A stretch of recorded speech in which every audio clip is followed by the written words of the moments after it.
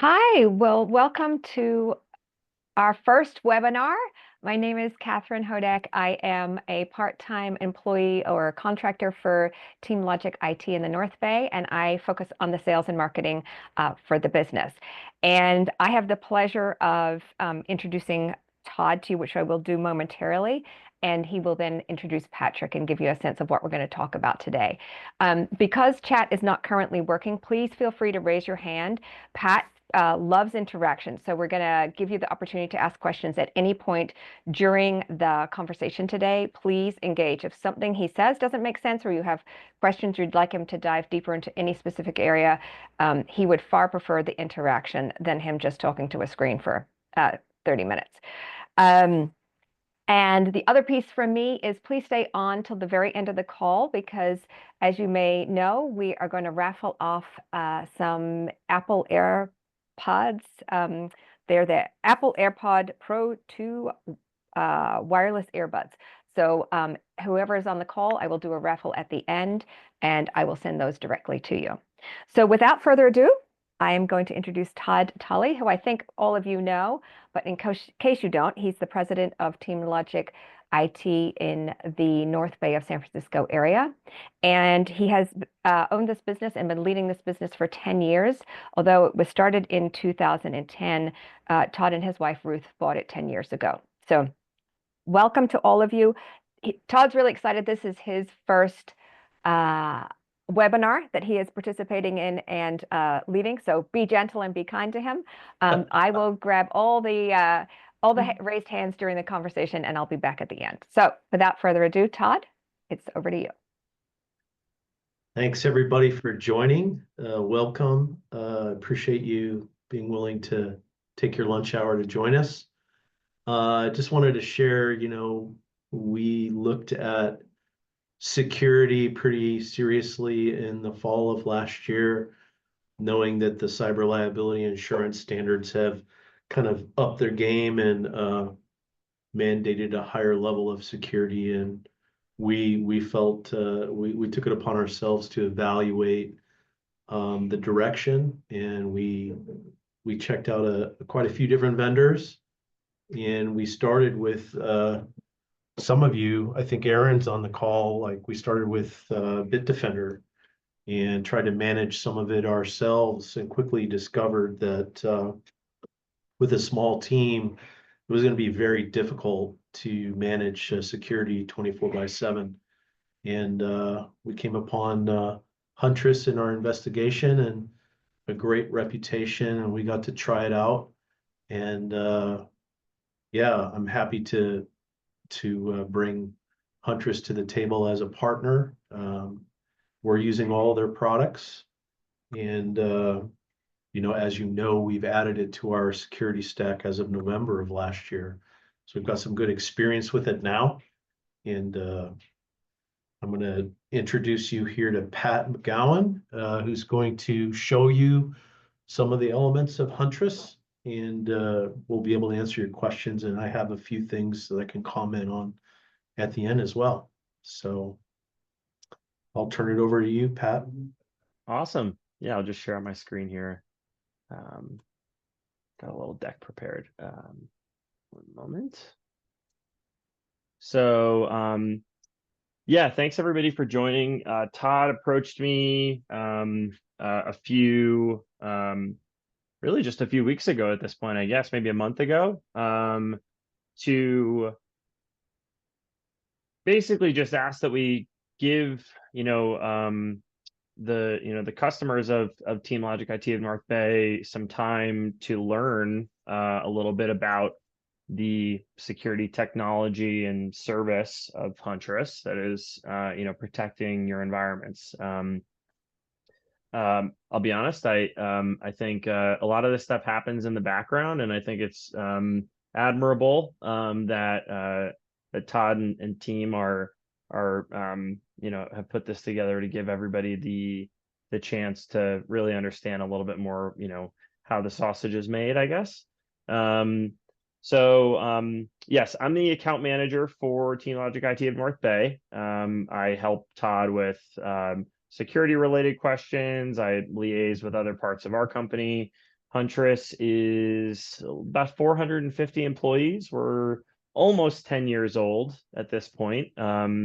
Really more like 5 or 6 years old. It was pretty much bootstrapping with like, the founders and a handful of employees for a few years before we got things off the ground. But I'll talk a little bit about ourselves as well. But first, just starting with me, I live up the hill in Tahoe in Truckee, California. I'm originally from Connecticut. That's where I got my start in kind of the IT security space. I am a graduate of UConn. Unfortunately, we lost by 2 points to the Florida Gators on Sunday, which was heartbreaking for any March Madness fans in the audience today.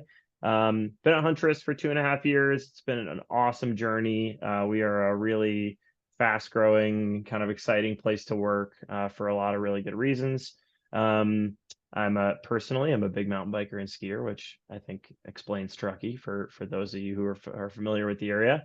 And really the reason Huntress has been so great for me personally is because I get to hear so often from my partners like Todd about situations in which we stepped in, we shut down a network, or we shut down an attempted compromise of a Microsoft 365 account that could have been extremely costly in either downtime, time where you're away from your business because digital forensics and things are being done, or ransomware has been deployed.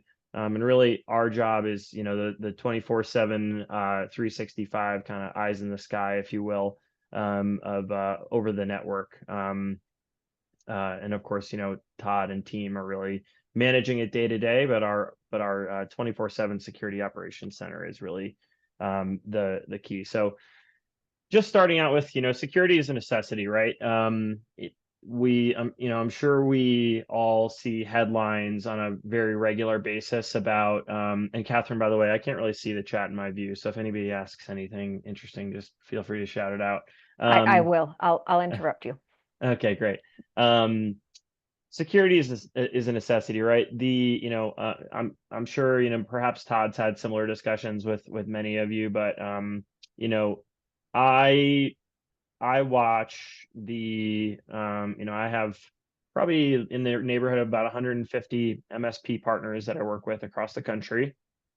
Those MSPs are managing, somewhere in the realm of, 30 to 100 clients per. So I have some pretty broad visibility into the networks and kind of bad things that are happening at small business, small and medium businesses across the country on a regular basis. And it's really not that I think it's good in the last couple of years we've kind of gotten over this myth that like, oh, I'm too small to be attacked, or which was pretty pervasive for a long time.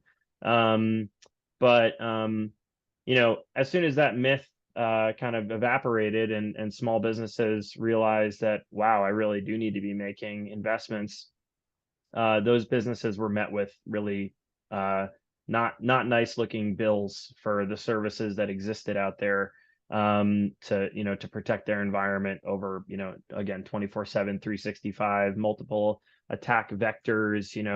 You've got your servers and your workstations and your email accounts and all these different things. So that's really where Huntress steps in. So, we call ourselves the enterprise grade people powered cybersecurity solution for all businesses, not just the 1%. So, we are not a solution that is, we're purpose built really for this market. We are not a solution that was built for the enterprise and then kind of, I don't want to say maybe neutered a little bit and gutted to make it affordable for small businesses. A single a 5-person doctor's office gets the exact same level of care as a 1,000-employee manufacturing company from our perspective, and that is a very high standard of care, even against all of our enterprise competition, if you will, out in the marketplace.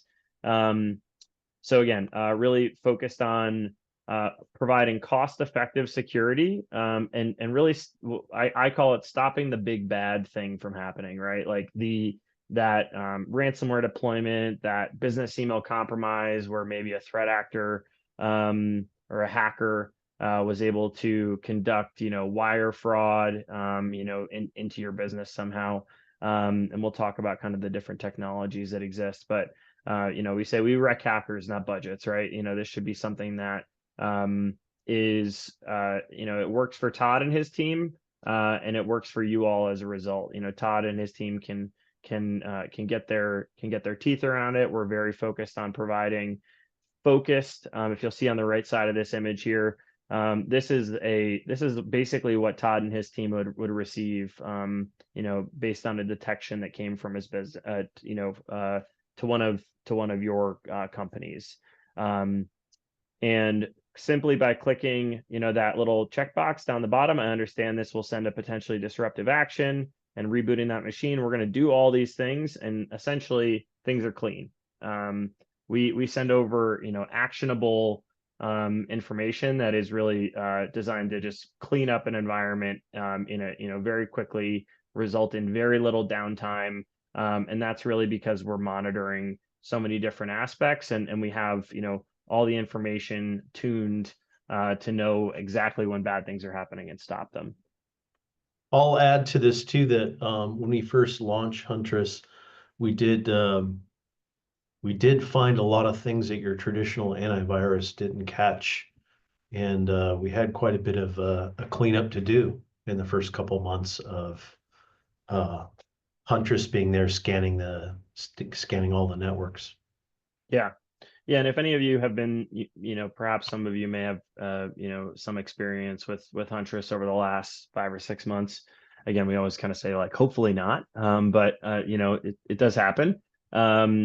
Isolation is really a big part of our strategy. So that means basically preventing that infected machine or account from communicating with any other machines. Stopping the spread of any infection, and kind of kicking that hacker out of the environment. So a little bit about our scale. I mentioned things really kind of kicked off in like 2019, 2020. We existed before that in kind of a seed stage, but our founders were kind of working other jobs at the NSA, in the Air Force, Cyber Command. All three of our founders or two of our three founders are veterans. And we're offensive hackers actually for the government. So in the last basically 5 years, we've scaled up to over 125,000 different individual companies that we're protecting. For those not in the tech space, an endpoint is basically a workstation or a server. 3 million endpoints across the globe have our Huntress agent installed on it. Identities, those are your 365 accounts. So we have visibility into, and we're protecting 1.5 million plus M365 accounts with our identity threat detection and response platform, which we'll talk about. And then 6,000 partners plus, like companies like Todd, Todd and Catherine's Team Logic here. There's 6,000 partners that are supporting those 125,000 clients. And Pat, just so you know, I think you've got a Chrome relaunch in an hour on your screen. Oh, That looks like that's you, not us. So, got it. Thank you. okay. Yeah, our surprise, the security company IT department is always trying to get us to update things, as they should. So a big part of kind of really everything, the fact that we've been able to do, the fact that we're so quick, on our response, the fact that we are able to do things so affordably has to do with the fact that we're not tying disparate platforms or tools together. We've built everything in-house pretty much. And that means that we, for those familiar with kind of Pareto, the 80-20 rule, we're very focused on that because we recognize that our core customer base don't have endless budgets to spend on security. The things that you all are spending your money on from an IT and security perspective have to be cost effective, certainly, but they also have to work because, unlike, Todd mentioned cyber reliability, unlike some of the major, hacks that we see in the news on a regular basis, you know, small businesses, our customers don't have, one, they don't have massive security and, digital forensics teams to get to the bottom of any sorts of any sort of impact to business via cyber incident.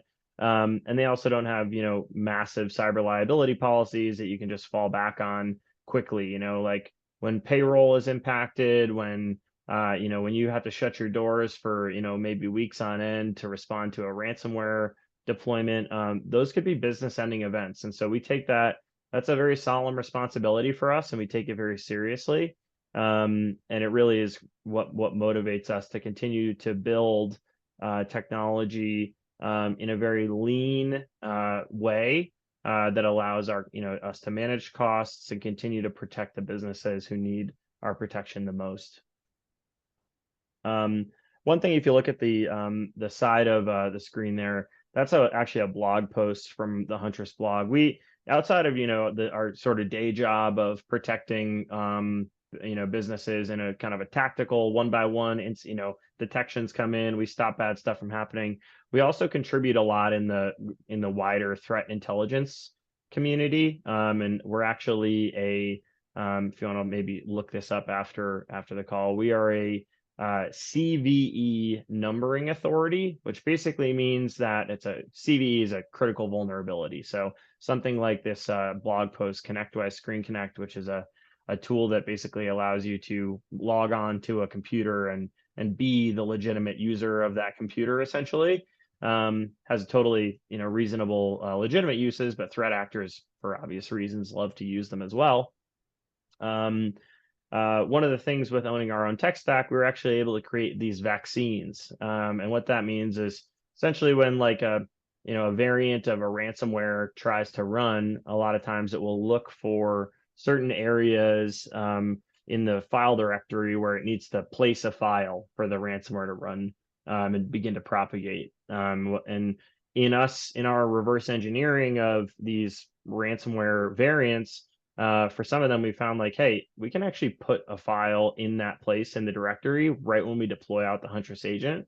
So if that ransomware tries to run, it will be blocked because that area of the directory that ransomware needs to run already has a file in it. And so those are the sorts of things that we can do to kind of provide herd immunity, if you will, out to the wider SMB world. With pretty simple, it sounds pretty simple, but that was actually a pretty creative thing when we first started doing those. It's also a little bit secret. We don't like to communicate these out too widely because, surprise, surprise, when you tell people how your technology works, threat actors then try to exploit it. So, a big thing, and kind of Todd alluded to this earlier with managing security products. So if you're an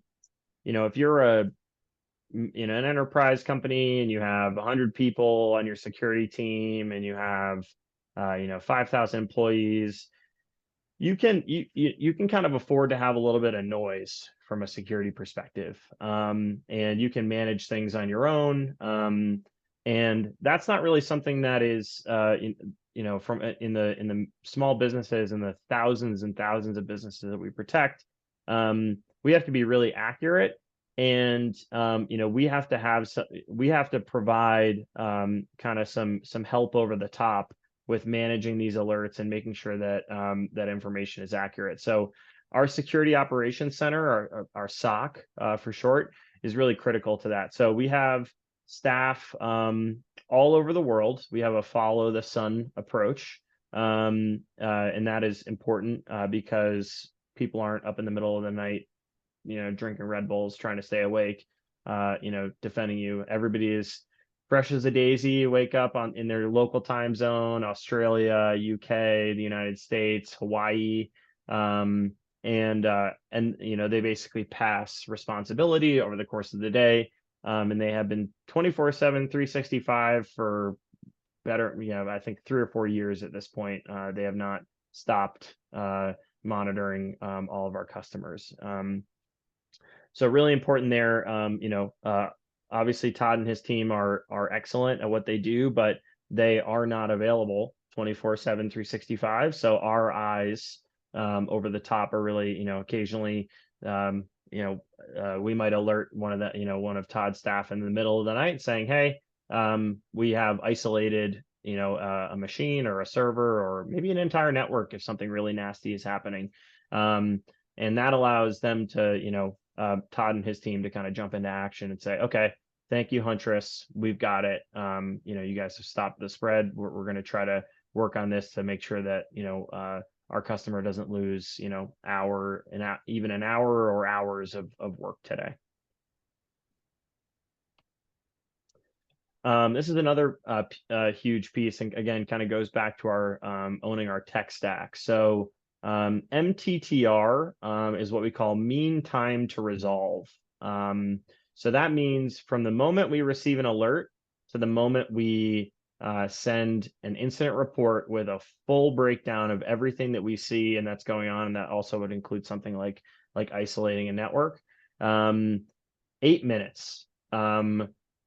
I know, everybody on this call doesn't spend all their time evaluating MTTR across the entire security landscape, but that is something that we are very proud of because it is incredibly fast. And these things happen very quickly. This is actually a mean time to respond across all of our services. The endpoints take a little bit longer usually because they are doing malware analysis and things can take a little bit longer. On the 365 side, it's a little bit simpler. That's closer to like 3 minutes, believe it or not, by the time we receive an alert to when we isolate an account, kick out that threat actor. So these attacks can happen very quickly, and so we have to be quick in containing them. Here's just a little bit of unsolicited feedback from our user base. We're definitely a pretty human company, so apologies for the swear words, but we swear a lot over here in the security world, and so do our customers. Yeah, just some examples of folks who maybe we isolated a machine and they got to their computer at 6 a.m., 7 a.m., and they realized, wow, Huntress isolated an endpoint for us 3 hours ago, prevented ransomware from detonating. Like, as an IT practitioner, that just took what would be maybe the worst day of your year, maybe the worst day of multiple years at work, and basically prevented it from happening. That's these are just a little bit of feedback from folks who have had kind of that experience from us. Also just some kind of awards. Most of our reviews and stuff we house in G2. We work with them. These are kind of similar to your kind of Gartner or Forrester user awards based on reviews and things. I think we currently have like a 4.9 star rating or something like that on G2. And yeah, it's really just that relentless pursuit of customer satisfaction and keeping our customers safe. That again, as I mentioned, has been the single most motivating thing for me while I've been here. And honestly, makes my job pretty easy because I really truly deeply believe in our product and our mission. These are just some of the folks on various teams, our security analysts, our threat hunters, our intelligence folks. It really runs the gamut. We have, folks kind of way out on the dark web on a daily basis, looking for emerging threats, looking for, where certain threats might be coming from. They're feeding that information to our detections team, who write detections against the telemetry that we have to find the things that they were that our researchers were out there looking for in the telemetry, and then our security analysts and threat hunters are basically looking at those detections and tying them together and giving Todd and team all the information about an ongoing attack. Our team is really excellent. Up here on the, I don't know if you guys can see my mouse, but up here in the left-hand corner, that's John Hammond. He's our kind of our principal security researcher for the endpoint side of things, so servers and workstations. John has something like 1 million followers on YouTube where he does malware analysis and kind of white hat hacking, if you will. This is Matt Kiley. He is our principal security researcher. His internet hacker name is Husky Hacks. Again, also has quite the reputation in the threat community. This is Dre here. These are all folks who I have personal kind of friendships with, which is also really cool. Jamie Levy down here literally wrote a book on reverse engineering malware. So we've searched the globe far and wide to find folks who are really experts in their specific field, and we've tied them all together. And then it comes down to really the platform, the individual tools. I've talked a lot about kind of the company. These are really how it breaks down into maybe what you see on a daily basis. So you've got your managed EDR, our endpoint, managed endpoint detection and response, where we are looking at your workstations and servers.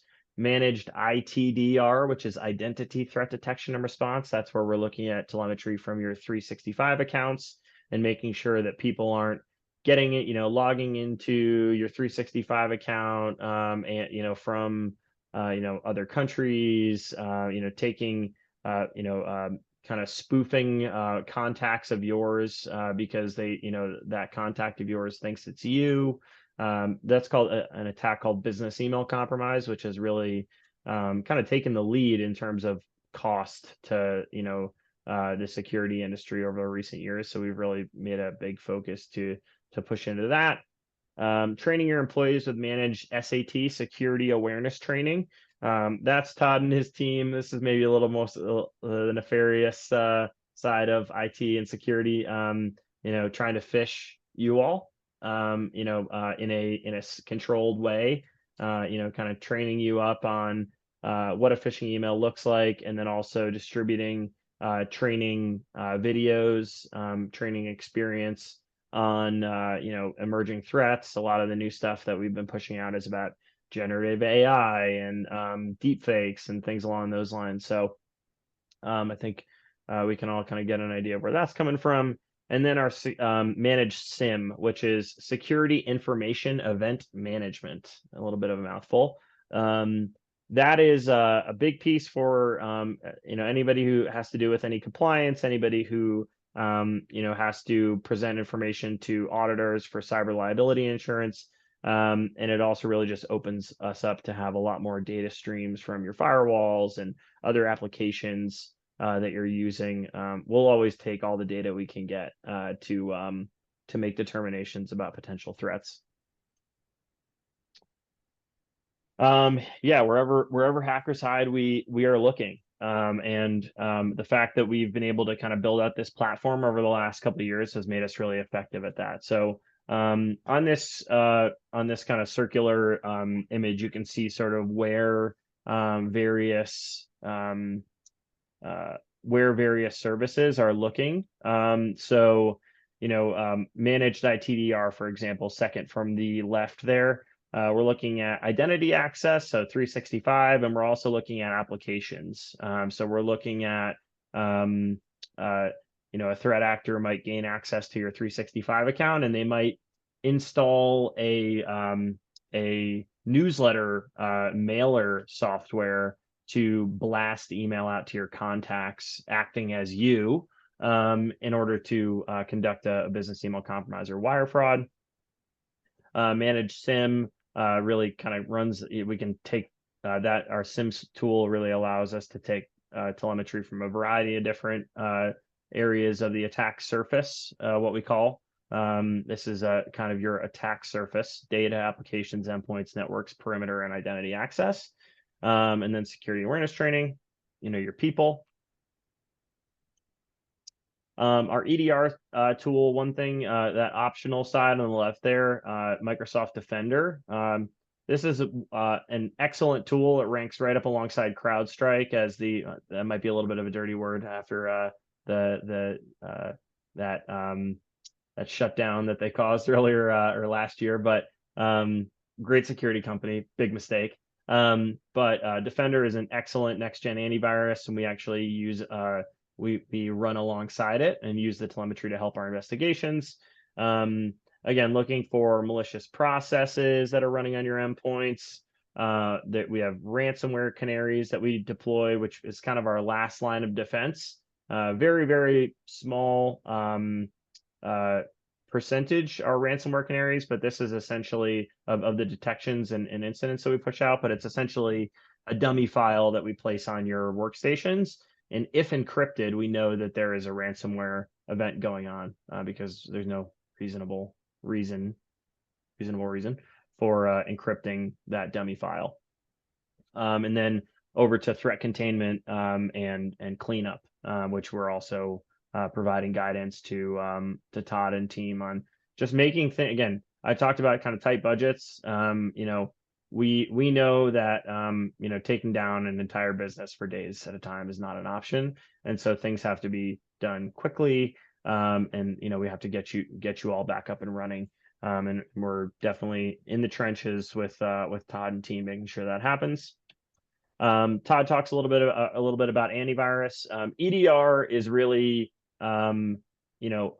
looking at what we call AV works at detecting what we call known bads. So you give it, and AI is changing this a little bit, but you give it basically binaries or signatures of certain bad things, and it says, oh, that matches my directory of bad things. I'm going to kill that. And of course, threat actors, hackers are always, pivoting and getting better. So, the idea with EDR is to get really good at behavioral analysis. What is the unknown bad? What is that thing that it's kind of masquerading as a legitimate application or process? And we are going to catch that and say, that's not normal. That's not normal activity for this network, for that user. We're going to isolate this just to be safe. And more often than not, by a long shot, we are correct. Our false positive rate on the endpoint hovers around under 1%, which means we send 100 reports to Todd and team, and one of them is a false positive, which is another thing we're very proud of. Managed identity threat detection and response. Some of you may have heard the term business email compromise, BEC. This is essentially when somebody takes over your email and they go around masquerading as you, trying to, maybe you're an employee in the billing department and you had just requested, payment of an invoice. And then somebody goes into your account and emails that person who had to pay you and says, oh, actually, the bank account that I sent you is wrong. This is actually the bank account that you need to pay the invoice to. And all of a sudden, that client of yours, that vendor that you're working with, has paid an invoice to a bogus bank account for, oftentimes I see them in the $100,000 plus range. I actually, one of my other partners at one point was working with a nonprofit. Again, I live up in Truckee. I'm clearly somebody who loves being outdoors. Was working with a nonprofit that was an environmental nonprofit. And within like a week of us deploying ITDR into that environment, we caught and stopped a $119,000 wire fraud attempt. And again, this is a nonprofit that focuses on, kind of rivers and streams. And this is not stuff that is, these are the businesses that can't survive that sort of that's sort of a loss. So again, that's, go back to my personal motivation or the motivation of Huntress. This is really what we focus on. So here's kind of an example of a business email compromise attack. So an attacker sends a phishing email to an admin with a fake password reset link. Looks legit to you. You click on it, you reset your password. What you've really just done is sent your legitimate credentials to the threat actor. They log in to your account from a Tor browser, which is a browser that's used often to like access the dark web and things. They create a new user account and they escalate that account to an admin. So now they have the keys to the kingdom. They use that admin role to forward invoice and payment related emails. Payments are diverted away from the company into the attacker's account.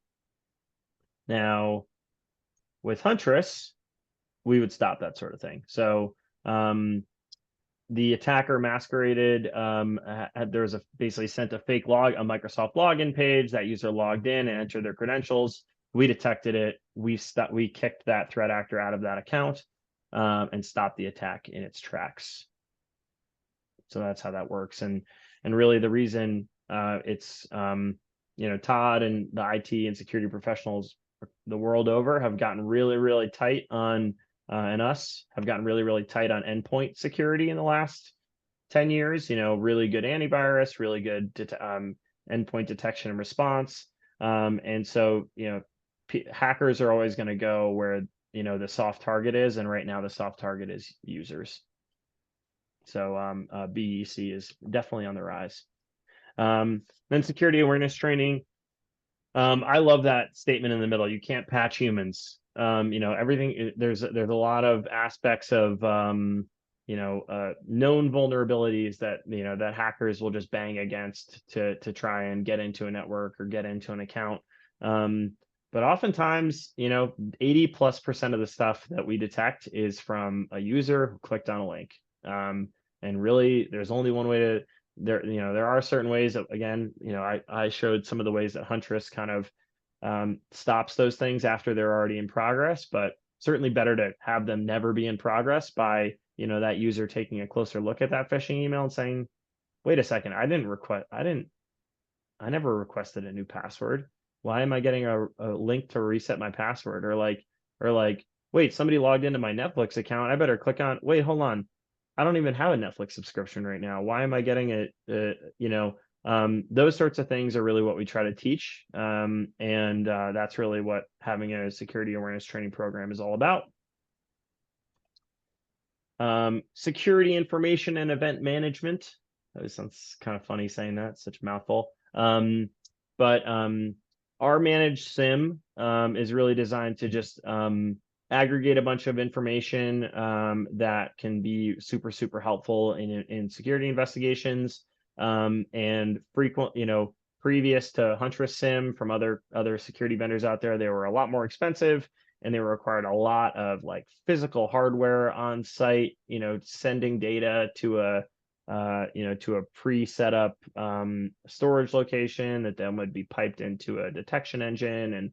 And it all lives on top of the Huntress agent that's already deployed in all of your networks. So it's really a very easy thing to add, which is fantastic. And just a little bit more information on the kind of the various pieces within Huntress SIM. So again, really the biggest thing in that threat hunting piece is really opening our aperture to like firewall telemetry, application telemetry from identity applications like Duo and password managers and things like that. So we can see all that stuff now that we have our managed SIM, which is our newest product. And it really helps our customers while not really increasing costs very much. So that's pretty much a wrap up on who we are and what we do and how we do it. I have not looked at the chat once. There's no questions in the chat so far. So let's take any questions that anyone has for Pat or anything you'd like him to go into more depth on. Please put it in the chat or raise your hand. We're more than willing to take some time to answer anything.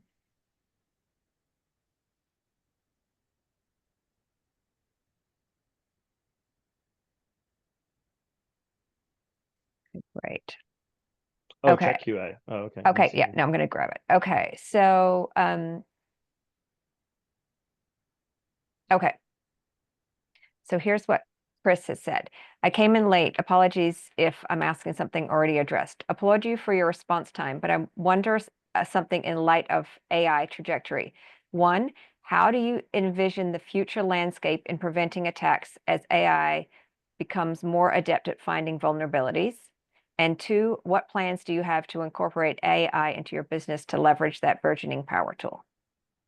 Yeah, certainly. So, as far as AI into the attack uh, chain, if you will, or as a kind of I guess an agent of chaos, I will. We're already seeing it. Specifically, probably the biggest area of concern has been phishing emails. Um, Phishing emails are often written by a non-native speaker, and they frequently, as a result of that, I mean, we've all tried to kind of Google Translate from maybe another language, and it kind of comes out like, oh, that's not really what that was meant to say. But with like, the new, LLMs and things like, a threat actor can punch in a request in their native tongue and say, hey, spit out a phishing email, text of a phishing email in this language, and it comes out perfect. And so phishing emails have gotten a lot harder to spot. And so our security awareness training approach, and the fact that so many of those attacks result in, like, phishing emails result in business email compromise more often than not. Getting really, really tight on our business email compromise detection has been key in kind of combating the new increased effectiveness of phishing emails, and then also the security awareness training piece that I mentioned. As far as AI in the platform, we are pretty bullish on our people, to be completely honest. I mean, there have you'll see a lot of security companies touting AI, and I have personal experience of my partners coming to me and saying, hey, they missed this, you caught it. And that's just like a level of care and a training thing where, like, if you put a trained analyst in front of a data set, and give them a couple of breadcrumbs to chase down, they will impress Huntress analysts. At least I can't speak for other security operations center, but there are certainly things that we're doing on the back end to really kind of shrink the data, I guess, using AI powered tools. But we really believe that having a human vet and validate that what we think going on is actually going on is really what allows us to keep the volume down for Todd and team. We're not just spitting alerts over to Todd and team. It's like, hey, you guys might want to look at this. You might want to look at this. It's all we're focused on accuracy, and that's why I mentioned that low false positive rate. So yeah, there are definitely a lot of things in our back end infrastructure that are we're leveraging AI into, but we haven't really started like marketing much on AI just because we honestly feel like a lot of the security companies that are pushing that are still falling flat in a lot of areas. So, but I appreciate the question. Okay, so the next one, I'm just going to read it out so that we can have it for the recording for later. So, and then I see everybody's questions in the chat, and I'll get to those in a second. But another Q&A is, monitoring and prevention is great until it doesn't work. As a victim of a successful ransomware attack, I learned that all too well. In the event of such an attack, what tools do you have to stop the bleeding and perhaps even decrypt? Yeah, I totally agree with you. The detonation of ransomware in our 3 million plus endpoints has become exceedingly rare, which is a good thing. It does occasionally happen, to your point, but we definitely pride ourselves on the number of pre-ransomware, what we categorize as pre-ransomware. Like, we can see that a threat actor is staging ransomware, and we isolate and stop it. So the number of those that we stop every year is definitely something we hang our hat on. As far as post ransomware detonation, we there is kind of a delineation at some point between Huntress as a managed detection and response provider, and an incident response provider. And that might be like kind of a deeper, question that maybe Todd can get into. But incident response companies will go as far as sending people on site, doing like memory forensics on individual machines, negotiating with threat actors, like legitimately like by email. And there are also services out there that do like literally negotiation. We do not get that far into the, we try to stop as many as we can. We've been pretty darn good at it. But in the event that happens, we'll work in tandem with an incident response provider, with any sort of negotiation provider, and provide all the telemetry we can to be as helpful as we can, and really always just like put our best foot forward. But at that point, it does get to kind of a different responsibility delineation, if you will. Yeah, and the experience that we've had, there's been a few ransomware events where essentially you can't really trust the bad actor to provide the key to decrypt. Your best bet is to restore from a backup, and that's why we emphasize backing up important data. Is still for an IT company. That's the number one recovery capability of to protect yourself, is to have a current backup. Yeah. Okay, I great. I can say isolation has been really helpful. And we've had some disruption due to it, but it's prevented the virus from actually doing damage. Yeah. And I'm happy to, Catherine, I'm happy to take a couple of these. Speaking of herd immunity, I really like this concept. Is the scope of this per tenant, or is it taking all of Huntress's customers' data into account? So we write detections against all of our telemetry. So, the Huntress, the Huntress detection engine and SOC, takes in, massive amounts of telemetry every day. A lot of times they're kind of low hanging fruit, like, oh, this strain of malware, like kick them out, isolate. But a lot of times it's a new vector. And if it's a new vector, we might do an intensive threat hunt. Sometimes even our founders get involved. And we'll publish something like that blog I had on the earlier post about Screen Connect. And as soon as we have that data, we will write a detection against it. And oftentimes, like in a new vulnerability, the dark web's going crazy. Hackers are talking about this new vulnerability and they're trying to exploit it wherever they can.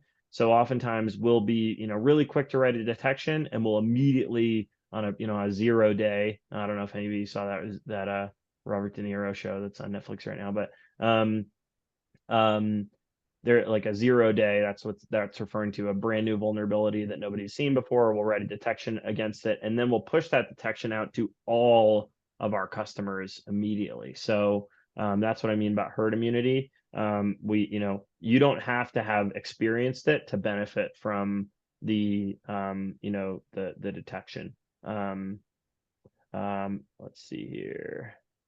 Yep, swear words are our town halls are F-bomb laden, our CEO especially. I use the Microsoft attack simulation training, but I'm running out of good simulations. Is there something better out there? Todd, is that something maybe you want to talk about, like Huntress security awareness training? Yeah, I think keeping up with the awareness training, Huntress is putting out new content on a regular basis, and that's one of the things we like, is because it's their their team that's doing active hunting are putting their heads together in the development of what the latest thing is you need to learn. And they're all animated videos and pretty good, Yeah. pretty easy to Yeah, follow. and the phishing simulations, there's some big names out there in the security awareness training world. I like to say we're not a security awareness training company. We're a security company that does security awareness training. Because like if you're not in our position where you are seeing all of the newest threats on a daily basis, it's kind of hard to effectively create simulations that mimic the actual reality on the ground, if you will, the reality in people's inboxes and the things they're receiving. QR code attacks have been pretty common recently. So like, instead of getting a link to reset your email or reset your password, it's like a QR code link. And so we've got those pushed out there. We've got, kind of all your common like cloud vendors and airlines and, all sorts of different simulations live inside Huntress security awareness training. So I definitely encourage you to work with Todd to have a look at some of the stuff we have out there. It's we again, it's a little nefarious. It's kind of like a game, between IT company and customer, with the phishing simulation. But we're always really trying to push that like very a culture of continuous learning, not saying, if you click 3 phishing links, you're fired, you know what I mean? Like, you have to give people the tools to do a good job defending the business. Um, Very basic question for your user side. You mentioned Huntress will flag bad emails that are phishing attempts. How do we flag these internally if an email like this is received? Yeah, Michaela, there is a function within Huntress security awareness training where you can send phishing emails over to Todd and team for review, and they can kind of help you make a determination. A lot of times our partners like Todd will also, we see new things in the wild. Maybe it didn't result in a successful compromise, but it's kind of an interesting phishing email. Our partners will share them with us, and our security researchers can kind of tear them apart and figure out like, hey, is this something we're seeing widely? But yeah, and I do want to make a quick point of clarification. We're not necessarily flagging phishing emails with our identity threat detection and response. There are some tools that do that. It's kind of like you think of your sort of your spam filter. Ours is kind of a spam filter is kind of like an AV for your inbox. It's like it's a known it stops known bads. It stops things that it knows are coming from emails that are frequently associated with threat groups or it pores over the content of the email and determines that it's a phishing email using AI or whatever.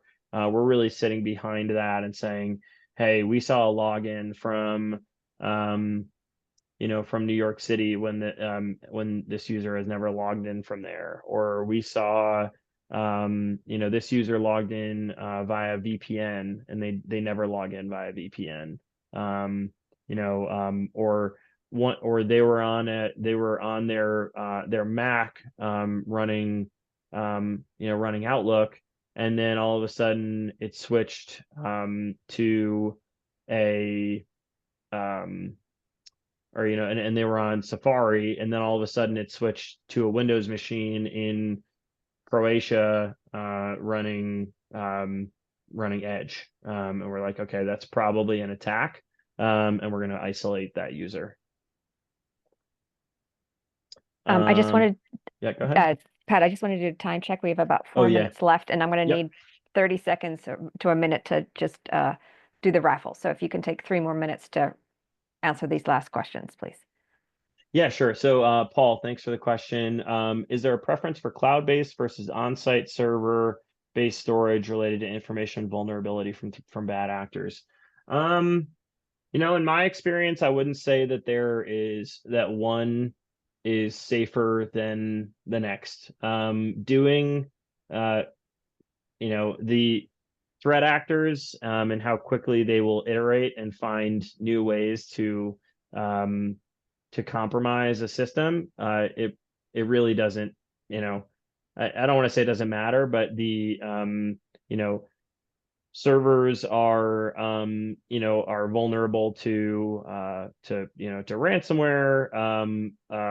Cloud-based services are maybe a little bit more vulnerable to data exfiltration. Your emails vulnerable to business email compromise. There's always a threat vector for whatever the attack surface is.